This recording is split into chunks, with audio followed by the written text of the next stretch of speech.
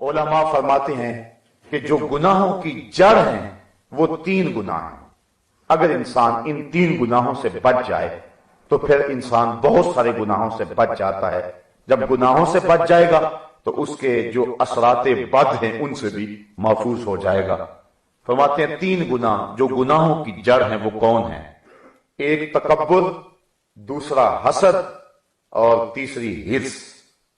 یہ تمام گناہوں کی جڑ ہے، اور سب سے پہلا گناہ جو روئے زمین پہ ہوا ہے، کائنات میں ہوا ہے، وہ تکبر ہوا ہے۔ شیطان نے کہا تھا آنا خیر منہ، مالک میں تیرے شاہکار سے بہتر ہوں، اور دلیل بھی دینے لگا کہ مجھے تو نے آگ سے بنایا اور اسے بنایا مٹی سے، لہذا آگ مٹی سے بہتر ہے۔ آگ افضل ہے، مٹی مفضول ہے، مفضول کے آگے افضل کیوں جھکے؟ اس لیے میں بہتر ہوں، میں سجدہ نہیں کروں گا۔ تو اللہ تعالیٰ نے کوئی اس کی دلیل کا جواب نہیں دیا۔ اللہ چاہتا تو دلائل کے انبار لگ جاتے، لیکن اللہ نے اس سے کوئی بات کرنے گوارا نہیں کی، کہا نکل جا میرے دربار سے، یہاں تکبر کرنے والے کی گنجائش نہیں ہے، بلکہ فرمایا الکبریاء ردائی، لوگوں کبریائی میری چادر ہے، اور جو میری چادر مجھ سے چھیننا چاہے گا میں اس کو جہنم میں ڈال دوں گا۔ اور کل قیامت کے دن جس کے سینے میں ایک رائی کے دانے کے برابر بھی تکبر ہوا، حضور فرماتے ہیں وہ جنت کی بو بھی نہیں پا سکتا، جنت میں جا ہی نہیں سکتا۔ تواضع کا درس دیا گیا، من تواضع للہ برفعہ اللہ، جس نے تواضع کی اللہ نے اس کو سر بلند کر دیا۔ جس شاخ پہ پھل ہوتا ہے وہ اکڑی ہوئی نہیں ہوتی، وہ جھکی ہوئی ہوتی ہے۔ اکڑتا وہی ہے جس پہ پھل کوئی نہیں ہوتا ہے۔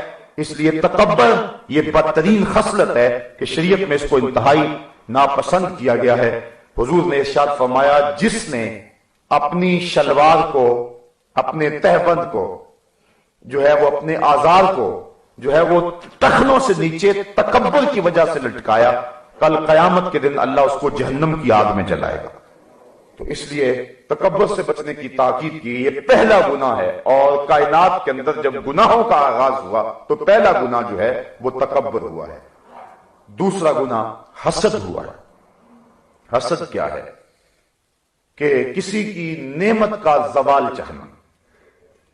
ایک روایت میں آتا ہے کہ کسی شخص کو دیکھ کر کے، اس کی عزت شہرت مرتبہ دیکھ کر کے دل میں کیفیت پیدا ہو جاتی ہے، لیکن اتنی دیر تک حسد نہیں بنتا جب تک اس کو زبان پہ نہ لائے یا اپنے عمل میں نہ لائے۔ یعنی اس کی تحقیر کرنے کے لیے کوئی عمل کرے، اس کو نیچا دکھانے کے لیے کوئی عمل کرے، یا اپنی زبان سے اس کی برائی کرے۔ جتنی دیر تک یہ نہیں کرتا اتنی دیر تک جو ہے وہ حسد نہیں بنتا۔ لیکن اس کیفیت سے بھی آدمی کو نکلنے کی کوشش کرنی چاہیے۔ کیوں؟ اس لیے کہ وہ کیفیت پھر انسان کو یہاں تک لے آئے گی اور وہ حسد میں مبتلا ہو جائے گا، اور حاسد جو ہوتا ہے اس کی نیکیاں محسود کے نامہ اعمال میں لکھ دی جاتی ہیں۔ اور حضور علیہ السلام نے فرمایا ایاکم والحسد، فرمایا کہ حسد سے بچو، کیونکہ حسد نیکیوں کو اس طرح کھا جاتا ہے جس طرح سوکھی ہوئی لکڑیوں کو آگ کھا جاتی ہے۔ شیخ سعدی فرماتے ہیں حسد مر ہی جا، تیرا علاج مرنے کے سوا کچھ اور نہیں ہے۔ تو حسد کی بیماری آج ہمارے معاشرے میں بہت زیادہ ہے۔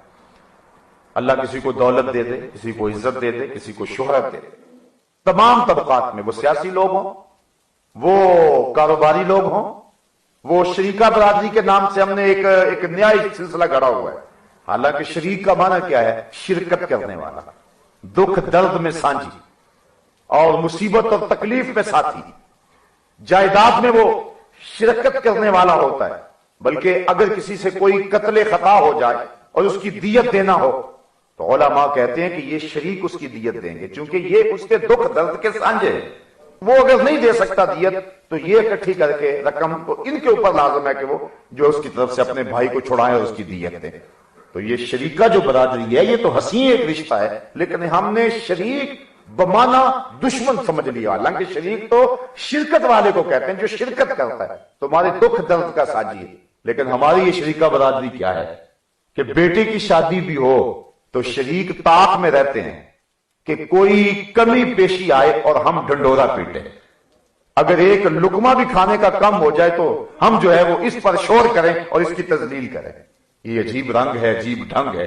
حسد کی آگ جو ہے وہ گلی گلی اس وقت جل رہی ہے۔ بلکہ معاف کیجئے گا، کہ یہ آگ اور اس آگ کی حدت اور اس کی لپیٹ میں جو ہے وہ علماء بھی آ گئے ہیں اور وہ بھی حسد کی آگ میں ایک دوسرے سے جل رہے ہیں. بلکہ خواجہ میر درد نے کہا تھا کہ یہ جو 72 فرقے بنے ہیں یہ بھی حسد کی وجہ سے بنے ہیں. وہ کہتے ہیں ہفتاد و دو فریق حسد کے عدد سے ہیں، اپنا یہ طریق کے باہر عدد سے ہیں. یعنی حسد کے اگر حروف ابجد نکالیں، جس طرح بسم اللہ کے حروف نکالتے ہیں تو 786 بنتے ہیں، اگر حسد کے عدد نکالیں تو 72 بنتے ہیں. تو خواجہ میر درد کہتے ہیں کہ ہفتاد و دو فریق حسد کے عدد سے ہیں، اپنا یہ طریق کے باہر عدد سے ہیں. اپنے آپ کو اس عدد سے باہر رکھنا، کہیں حسد کی آگ میں نہ جلنا.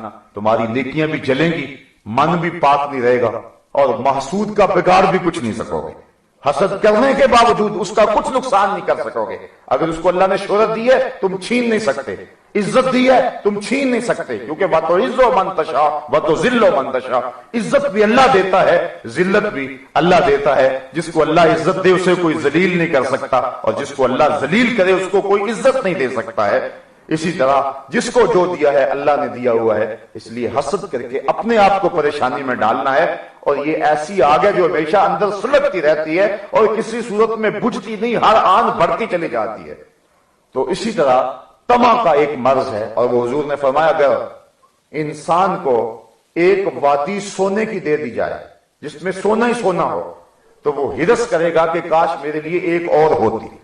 یعنی انسان کا ہرس ایسا ہے کہ کبھی بھی جو ہے یہ پورا ہی نہیں ہوتا. جو کروڑ پتی ہیں وہ کہتے ہیں ہم ارب پتی کیوں نہیں، اور جو ارب پتی ہیں وہ کہتے ہیں ہم کھرب پتی کیوں نہیں. میں کہتا ہوں میاں ان کو بھی تو دیکھو جو نان شبینہ کو بھی ترستے ہیں.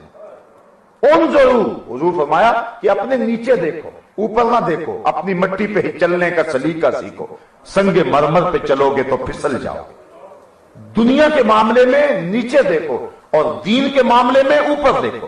ہم نے الٹ کام بنایا ہوا. دنیا کے معاملے ہم دیکھ لیں فلاں ارب پتی ہے، میں تو ابھی بہت پیچھے ہوں.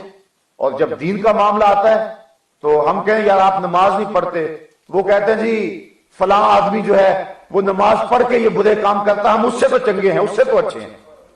میاں جب دین کا معاملہ ہو تو اس وقت دیکھیں ہم 5 پڑھتے ہیں، فلاں تہجد بھی پڑھتا ہے، تو وہ ہم سے آگے، ہم اس سے آگے جانے کی کوشش کریں. اس میں فاستبقوا الخیرات، ایک دوسرے سے آگے بڑھنے کی کوشش کریں.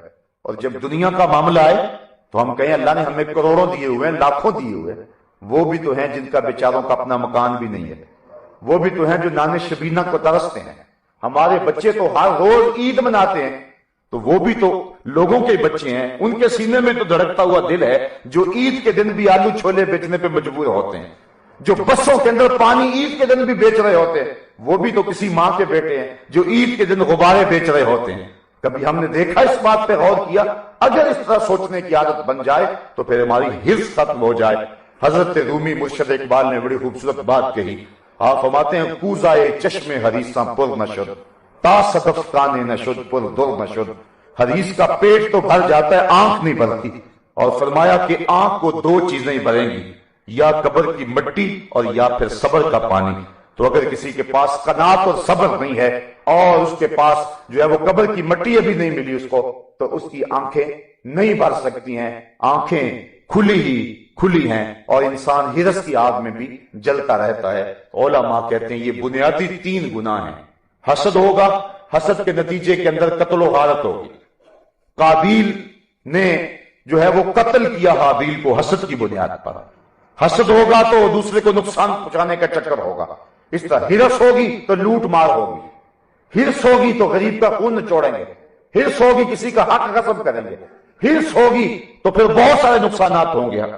یتیم کا مال کھائیں گے ہرس کی وجہ سے، کسی صاحب حق کو حق نہ دیں گے ہرس کی وجہ سے. اس طرح تکبر کی وجہ سے جو ہے وہ انسانوں کو آپ حقیر سمجھتے پھریں گے اور انسانوں کی تذلیل کریں گے. علماء کہتے ہیں کہ بنیادی یہ 3 گناہ ہیں، حسد، ہرس اور تکبر. اگر اپنے دامن کو ان 3 گناہوں سے بچا لیا جائے اور محفوظ کر لیں تو اللہ تعالیٰ اس کی برکت سے باقی گناہوں سے بھی بندے کو نجات عطا فرما دیتا ہے.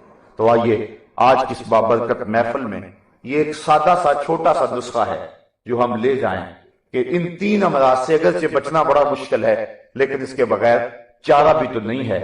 کہیں اپنا آپ لٹا نہ بیٹھے اور اپنی زندگی برباد نہ کر بیٹھے. زندگی کے اندر ماں قبل کے سارے گناہوں سے معافی مانگ لیں اور رب کی رضا اپنی مقصود زندگی سمجھ لیں۔ اللہ تعالیٰ جل شانہ ہمیں ان 3 امراض سے اور اس کے علاوہ جتنے بھی گناہ ہیں، وہ کبائر 700 کی تعداد میں ہیں یا اس سے زیادہ، اور صغائر لا تعداد ہیں، اللہ کرم فرمائے ہمیں کبیرہ اور صغیرہ گناہوں سے بچنے کی توفیق عطا فرمائے۔ کبیرہ بھی ہم سے گناہ نہ ہو اور اللہ کرم کرے تو ہم سے صغیرہ گناہ بھی نہ ہو۔ اللہ اکبر۔ ایک بزرگ فرماتے ہیں کہ اتنی دیر تک کسی بندے کو اللہ کا حقیقی قرب نہیں ملتا جب تک 40 سال یوں نہ گزر جائیں کہ اس کے بائیں سمت بیٹھا ہوا جو فرشتہ ہے اس کو ایک گناہ لکھنے کا موقع بھی نہ ملے۔ یہ حضرت مجدد الفسانی علیہ رحمہ کا قول ہے۔ وہ 40 سال تک فارغ بیٹھا رہے تو کہا جب تک یہ کیفیت نہیں نصیب ہو جاتی تو حقیقی قرب نہیں ملتا۔ گناہ سرزد ہو بھی جائیں، بڑے گناہ اگر نہیں کریں گے تو چھوٹے یوں ہی معاف ہو جائیں گے، اگر بڑے بھی ہو گئے اس کی رحمتوں کے دروازے پھر بھی کھلے ہوئے ہیں، اس لیے وہ معاف کرنے والا ہے۔ آئیے میں اور آپ اللہ کی رحمتوں اور کرم نوازیوں کا نور حاصل کریں۔